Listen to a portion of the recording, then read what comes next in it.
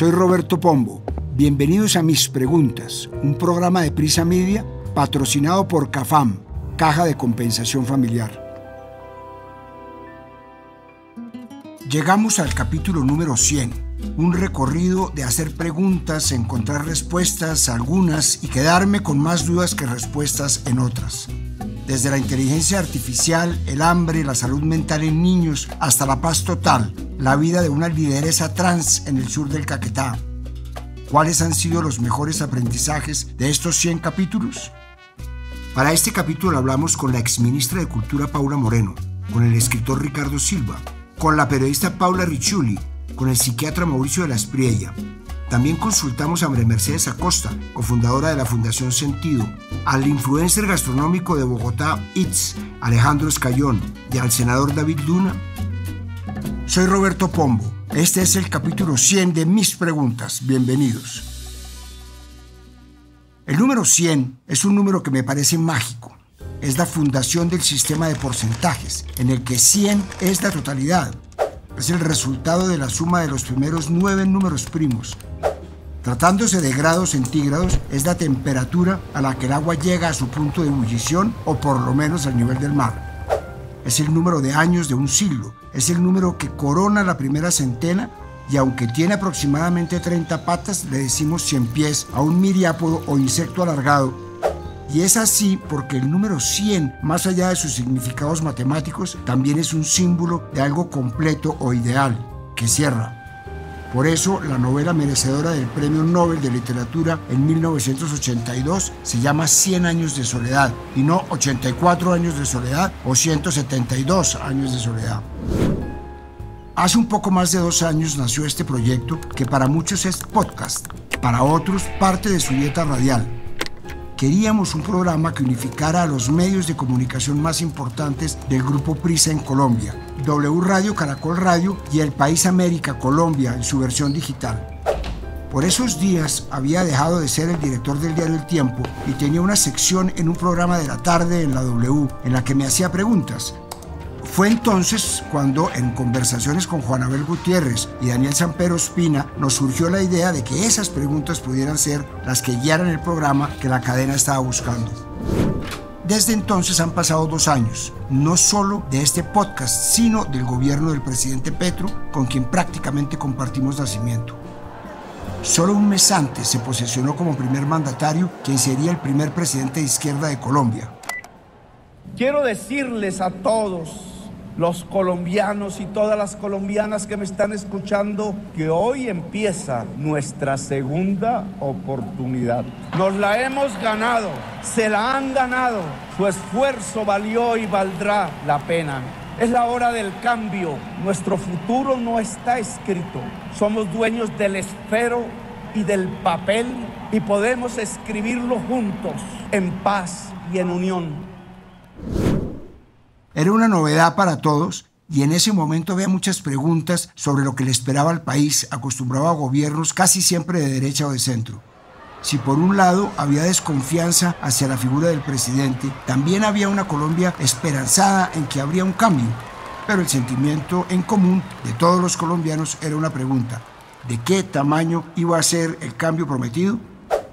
Desde entonces han pasado 2 años y sí, hemos visto cambios, algunos esperados, otros no, y muchas otras cosas siguen igual. Viéndolo desde la distancia del tiempo, justo en la mitad del mandato, ahora la pregunta es: ¿qué ha cambiado y qué sigue igual después de 2 años de gobierno? Le hice la pregunta al escritor Ricardo Silva. 2 años después hay que reconocer que el gobierno ha sido una reivindicación de una parte del país que tenía que ser reivindicado. Y ha sido una reivindicación de la cultura de la paz y de la memoria que es mucho más importante para Colombia de lo que se cree. Pero sin duda ha sido también una oportunidad malgastada y derrochada para lograr una transformación en la cultura de la terapia y de la convivencia en Colombia. Ha caído en el mismo desconocimiento de la lucha ajena y del simbolismo ajeno en el que caía cualquier gobierno colombiano, y eso significa un desconocimiento de los logros de la política colombiana de estos 40 años, que los hay. Eso quizás es lo más triste de estos 2 años, la sensación de oportunidad perdida y de dobles raseros que le restan autoridad al proyecto que parecía estar hablando de reconciliación y de convivencia. Le hice la misma pregunta al senador David Luna y esta es su respuesta. Yo creo que el verdadero cambio era hacer, no retroceder. A 2 años del gobierno del presidente Petro no hemos visto desarrollo ni justicia social. Por el contrario, la violencia se recrudeció, la seguridad está por fuera del control del Estado, la economía del país a pique. No se ha construido ninguna megaobra que impacte en la competitividad y en resolverle los problemas a los ciudadanos. A eso hay que sumarle que el proceso de paz fracasó. Cada día más colombianos dejan el país por falta de oportunidades. Cada día más empresas cierran. Lo único que hemos visto es un líder enfermo de ego, angustiado por no volverse un ícono internacional, escándalos de corrupción, baja ejecución, un líder incapaz de materializar sus ideas. Solo hemos visto la campaña para la constituyente y una posible reelección. El presidente Petro debería estar preocupado porque el tiempo se le agota y su único legado será que el país en sus manos retrocedió. Es más, Roberto, usted en sus preguntas haga esta, creo yo. ¿Para qué quiere el presidente reelegirse si no ha sabido cómo y qué es gobernar? Uno de los principios que nos propusimos cuando iniciamos este programa era que nos asumíamos emocionadamente como desconocedores de muchas realidades y que la idea era leer, investigar con calma sobre muchos temas y preguntarles a amigos conocidos y amigos sobre estas realidades. Por ejemplo, en el 6º capítulo me pregunté ¿por qué somos racistas los colombianos y lo negamos? Por esos días, otra novedad que traía el gobierno era el de una vicepresidenta afrocolombiana. Y esto también sirvió para desnudar el racismo en muchas personas. Ay, pobrecito. Y el simio ese que porque puso 1 millón de votos se considera la berraca del paseo. Pobre simio. Los simios gobernando. Cuando dices simio, ¿a quién te refieres? A Francia Márquez. Incluso en muchas ciudades del Pacífico colombiano, en donde se concentra una buena parte de la población afro, el racismo está interiorizado hasta la médula, aunque parezca irónico. Basta ver cómo en muchas casas de Cali es normal tener hasta 2 o 3 generaciones de empleadas domésticas afrocolombianas. Y si bien nada de esto fue una sorpresa para mí, sí descubrí algo que tuvo que haber sido más escandaloso. Una sentencia de la Corte Constitucional reconoce que el DANE desconoció en el Censo Nacional de 2018 al 30% de los afrocolombianos, algo así como 1,4 millones de personas. La sentencia catalogó el daño como irreversible. Esto porque esas cifras sirven para que se ejecuten políticas públicas a favor de esta población y les destinan recursos, y el censo impidió que personas vulnerables recibieran estos recursos. Pero también significó que se invisibilizara a una de las poblaciones más importantes del país y una de las más discriminadas. Cuando este capítulo salió, el DANE no había dado respuesta todavía, pero en febrero de este año sí lo hizo. Según le dijo a la revista Cambio, la directora de esa dirección, Piedad Urdinola, ese error en el censo tuvo varios motivos y, por supuesto, el racismo es uno de ellos. Según Urdinola, en la pregunta por el autorreconocimiento de la cultura, pueblo o rasgos físicos con comunidades como raizal, palenquera, rom, afrocolombiano o afrodescendiente, muchas personas no se identificaron con ninguna de estas por la presión social que ejerce el racismo o por falta de conciencia de su herencia. Pero también hubo fallas operativas, especialmente en la sensibilización y la capacitación en temas étnico-raciales a las personas encargadas de recolectar la información. ¿Está institucionalizado el racismo en Colombia? Le trasladé la pregunta a la exministra de Cultura, Paula Moreno. Esto me contó. La respuesta, la verdad, no es sí o no, porque hay progresos y hay también cosas que no han avanzado. Por un lado, sin duda, en los últimos 15 años, el país tiene mucha más representación de la diversidad del país en posiciones de poder, es decir, ya tener personas afrodescendientes o indígenas en diferentes posiciones todavía sigue siendo escaso, pero ya hay muchas más. El gran vacío que tenemos, por ejemplo, en representación está en el sector privado. Creo que hay progreso, sin duda. La idea es que cada día más el país en sus posiciones de poder se vea representado en su diversidad y no solamente como élites, grupos o ciertas condiciones identitarias en particular. Creo que sin duda en eso hemos ido avanzando porque además pues la mayoría de organizaciones, movimientos que le hemos dedicado nuestra vida a esto, pues hemos estado haciendo la tarea. Hay mucha más gente que cumple ya todos los requisitos para ocupar posiciones, que sobrepasan los niveles de formación, y entonces yo creo que ahí hay un avance. Y ya en términos de lo que falta, sin duda las condiciones estructurales de la mayoría no han avanzado. Regiones como el Pacífico, lugares con mayoría de población afrodescendiente e indígena, siguen sin internet, siguen sin lo básico, sin lo mínimo. Entonces ahí pues no puede haber ningún triunfalismo, sino que se sabe que no hay una prioridad en avanzar en lo básico y lo mínimo en muchos territorios que son habitados por mayorías étnicas. Ser un hombre blanco de Bogotá cambia la perspectiva del país que uno tiene. Podríamos decir que la centraliza. Quién es uno y dónde crece o vive determina la visión del mundo en muy buena medida. Y en un país tan diverso como el nuestro, es necesario escucharnos unos a otros entre los que consideramos diferentes. Por eso he buscado hacerme preguntas y respuestas sobre esas desigualdades que por suerte no sufro. La racial es una de ellas, pero uno de los grandes aprendizajes fue el que tuve al hablar con Aurora, más conocida como la Zunga Roja, una lideresa trans del sur de Caquetá. Como podrá imaginarse, vivir una sexualidad diversa en la periferia del país, una de las regiones más golpeadas por la violencia, no es precisamente sencillo. Según Naciones Unidas, el promedio de vida de una mujer trans en Latinoamérica está entre los 35,5 y los 41,2 años, mientras que la esperanza de vida general es de 75 años. O sea que una mujer trans en promedio vivirá la mitad que una persona cisgénero. Pero en un contexto de conflicto como el nuestro, ser una persona trans le agrega más dificultades. De acuerdo con la Unidad para la Atención y Reparación Integral de las Víctimas, el conflicto armado colombiano ha dejado más de 27.000 mujeres y personas de la comunidad LGBTIQ+, como víctimas de violencia sexual que han sido violentadas por parte de todos los actores del conflicto armado, legales e ilegales. Y si estos datos deberían causarnos vergüenza y dolor, hay uno que es más vergonzoso y que me causó escozor cuando me enteré, es el de la existencia de las terapias de conversión, que, si no está al tanto, básicamente es una práctica barbárica, es una intervención a la que someten a personas de esa comunidad para hacerlos cambiar su orientación sexual o su identidad de género. Pero más triste aún es la noticia de que hace poco más de un mes se hundió por segunda vez consecutiva en el Congreso un proyecto de ley que buscaba prohibir estas prácticas. El proyecto ni siquiera logró llegar a ser debatido en el Senado. ¿Qué debemos aprender los colombianos para dejar atrás la discriminación contra la comunidad LGBTI?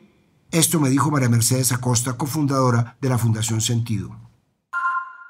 Detrás de la discriminación hacia las personas LGBTIQ en Colombia y en muchas partes está la idea de que lo normal o lo natural es la heterosexualidad y ser cisgénero o no ser trans, y que el resto de orientaciones sexuales e identidades de género son trastornos o enfermedades. También la idea de que el Dios en el que se creó a las personas heterosexuales y cisgénero y que lo que se salga de ahí está mal o es pecado. Entonces, un primer paso que en Colombia debemos aprender es que las orientaciones sexuales no heterosexuales como la homosexualidad o la bisexualidad y que las identidades de género trans o no binarias son desde siempre parte de la diversidad de la realidad. Así mucho tiempo atrás no se llamaran de esta manera, pero siempre han existido, existen y existirán. Entonces, más que intentar controlar la realidad a unas determinadas personas, algo imposible, lo mejor será llegar no solamente a aceptar la diversidad, sino a celebrarla, porque la diversidad enriquece. Llega cierta edad en la que los avances tecnológicos comienzan a tomarnos ventaja. Ahora no basta con tener que estar conectado a WhatsApp, casi siempre estar disponible. También hay que tener presencia digital y creando usuarios en las principales redes sociales como Instagram, X o TikTok. Las tendencias no duran más de un día y los temas de conversación en la era digital son efímeros. Se desvanecen en el momento en el que llega uno nuevo. Y siempre hay escándalos, chismes y sucesos políticos haciendo fila. Ser periodista me ha ayudado, o todo lo contrario, a mantenerme al tanto. Pero hubo una irrupción tecnológica que fue tan rápida que creo que nos tomó a todos por sorpresa y fue la de la inteligencia artificial. Sí, sé que no es una tecnología precisamente nueva, pero para nosotros, los simples mortales, la llegada de ChatGPT y otras plataformas digitales nos tomó por sorpresa, especialmente su avance tan rápido.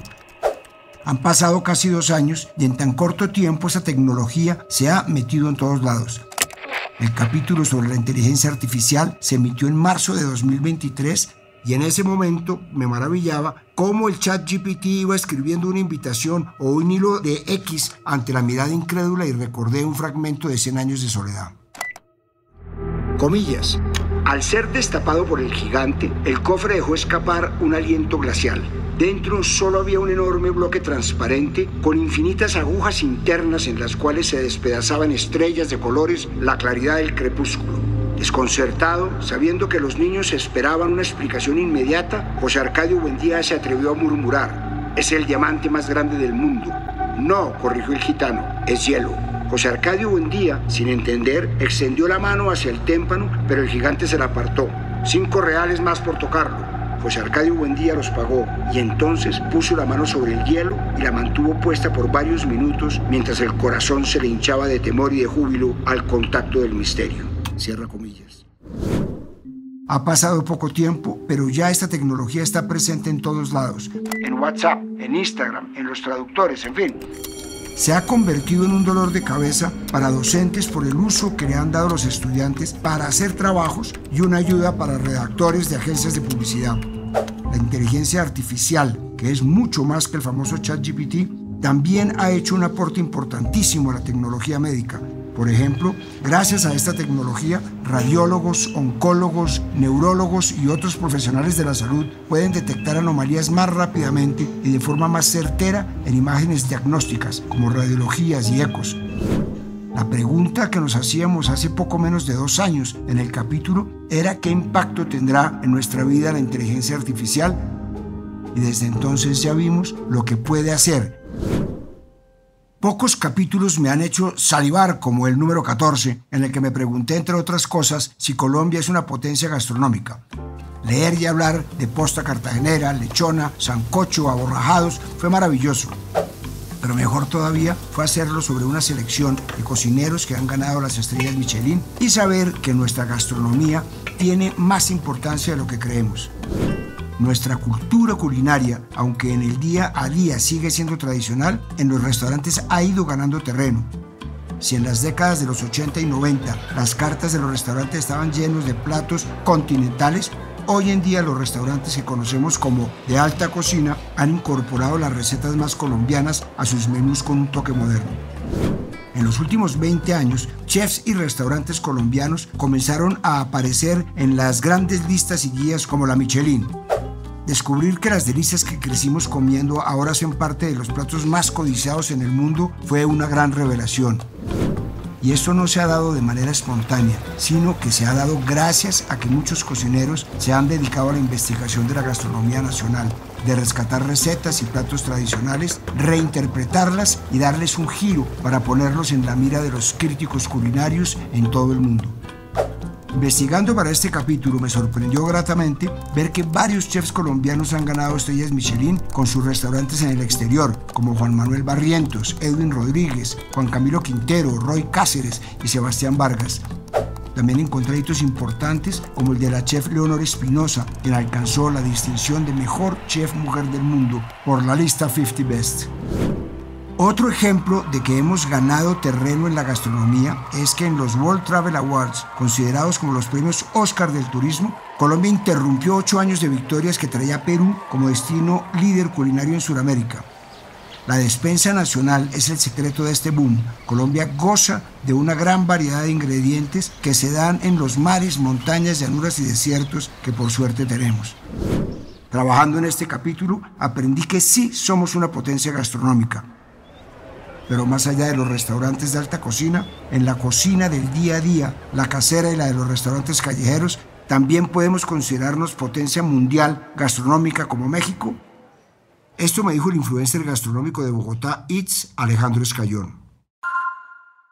Me encantaría decir que sí, pero creo que no. Yo creo que en Colombia vienen pasando cosas muy interesantes en comida, pero siento que el tema callejero todavía no lo han explotado de esa manera.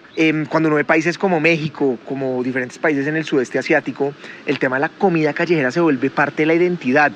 Incluso hay guías como la guía Michelin que ha galardonado restaurantes en Tailandia o en México porque son platos con mucha historia detrás, con mucha tradición, con preparaciones un poco más complejas. Si bien en Colombia hay excepciones y seguramente hay sitios que tienen historias que vale la pena contar, creo que en general la comida callejera nuestra es comida rápida o carritos con arepas o con chorizos que funcionan más para desbarar en el día a día.